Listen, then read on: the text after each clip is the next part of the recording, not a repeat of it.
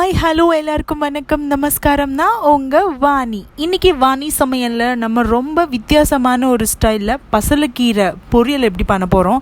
அதுவும் உருளைக்கிழங்கு ரொம்ப ரொம்ப டேஸ்டியாக குழந்தைங்கள்லேருந்து பெரியவா வரைக்கும் எல்லோரும் விரும்பி சாப்பிட்ற ஒரு விஷயம். ஸோ இந்த பசலைக்கீரையை வச்சு நம்ம எப்படி குக் பண்ணலான்றது பார்க்கலாம். ஃபஸ்ட்டு கீரையை நல்லா அலசிக்கோங்க, பிகாஸ் அதில் புழு பூச்சி இருந்துடக்கூடாது. ஒரு கடாய் எடுத்துக்கோங்க. யூஸ்வலாக நம்ம யூஸ் பண்ணுறது தான் பொரியல் தான் பண்ண போகிறோம். கடலெண்ணெய் யூஸ் பண்ணிக்கோங்க. கடலெண்ணெய் போட்டதுக்கப்புறம் நீங்கள் கொஞ்சமாக சீரகம் போட்டு நல்லா தாளிச்சுக்கோங்க. நல்ல சீரகம் பொரிஞ்சதுக்கப்புறம் நீங்கள் இஞ்சி இந்த மாதிரி நீங்கள் நல்ல டேஸ்ட் கொடுக்கறதுக்கு தான் இந்த இஞ்சி யூஸ் பண்ணுறது ஆக்சுவலி. ஸோ கொஞ்சமாக இஞ்சி அண்ட் பூண்டு சேர்த்துக்கிட்டிங்க அப்படின்னா நல்ல ஒரு வாசனை உங்களுக்கு கொடுக்கும். இஞ்சி பூண்டாகவும் சேர்க்கலாம், இல்லை வெறும் பூண்டு மட்டுமும் சேர்த்துக்கலாம். இது இஞ்சி ஆப்ஷனல் தான். அதுக்கப்புறம் கொஞ்சமாக வெங்காயம் எடுத்துக்கோங்க. அதாவது ஒரு வெங்காயம் கரெக்டாக இருக்கும். ஸோ வெங்காயம் நல்ல பொன்னிறம் ஆகிற வரைக்கும் நல்லா ஃப்ரை பண்ணிக்கோங்க. உப்பு போட்டுக்கிட்டே அப்படின்னா சீக்கிரம் உங்களுக்கு குக் ஆயிரும். குட்டி குட்டியாக, அதாவது பொரியலுக்கு தான் நம்ம பண்ண போகிறோம். ஸோ குழந்தைங்க எல்லோரும் விரும்பி சாப்பிடுவா பொட்டேட்டோ அப்படின்னா. ஸோ கீரையோடு சேர்த்து நம்ம கொடுக்கும்போது கண்டிப்பாக எல்லாருமே லைக் பண்ணுவா. இது ரொம்ப ரொம்ப வித்தியாசமாக இருக்கும். ட்ரை பண்ணி பாருங்கள். குட்டி குட்டியாக இந்த உருளைக்கிழங்கை கட் பண்ணி அந்த சீரகம் வெங்காயம் நல்ல பூண்டோட அந்த வாசனை நல்லா கமன்னு வீடு முழுக்க உங்களுக்கு வரும். அண்ட் நல்ல நீடல் போட்டு நீங்கள் பார்த்தீங்கன்னா நான் மூடி போட்டு தான் உங்களுக்கு வேக வச்சு காட்டுறேன் பாருங்கள். நல்லா குக்காக எடுத்து பாருங்கள். ஸோ ஓவர் குக் பண்ணிட்டீங்கன்னா நல்லா குழன்னு ஆகிடும் உங்களுக்கு. அப்புறம் அந்த கடிபடுறதுக்கு வாயில் வரவே வராது இந்த பொட்டேட்டோ.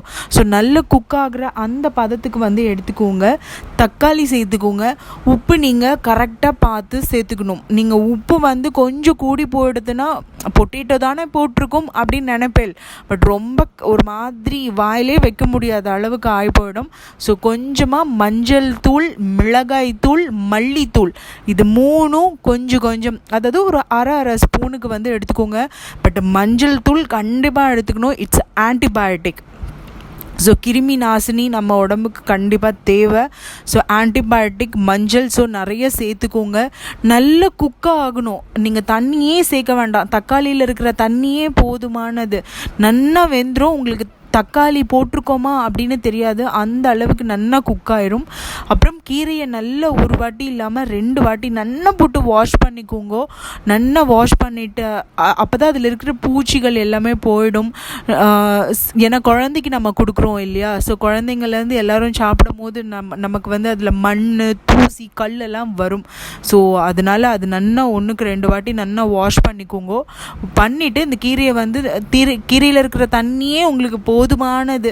ஸோ நல்லா சூடு பொறுக்கிற அளவுக்கு நல்லா பிடிச்சி நல்லா கிண்டுனீங்கன்னா தான் உங்களுக்கு அடி பிடிக்காமல் வரும். ஸோ தண்ணி இன்கேஸ் உங்களுக்கு தேவைப்பட்டா ஆப்ஷனல் தான், லைட்டாக தெளிச்சுக்கோங்க. பட் என்னை பொறுத்த வரைக்கும் தண்ணி தேவை கிடையாது.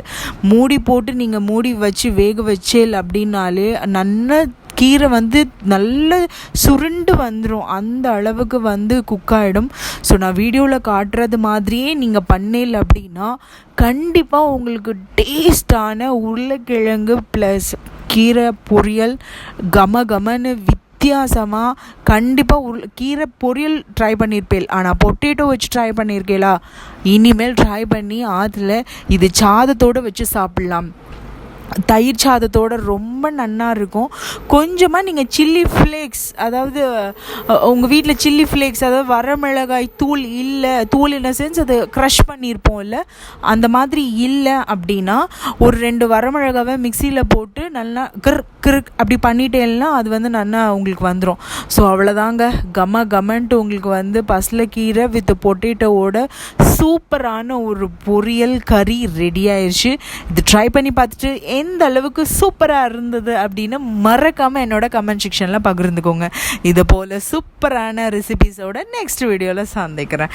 வாணி சமையலை மறக்காமல் சப்ஸ்கிரைப் பண்ணுங்க. தேங்க்யூ.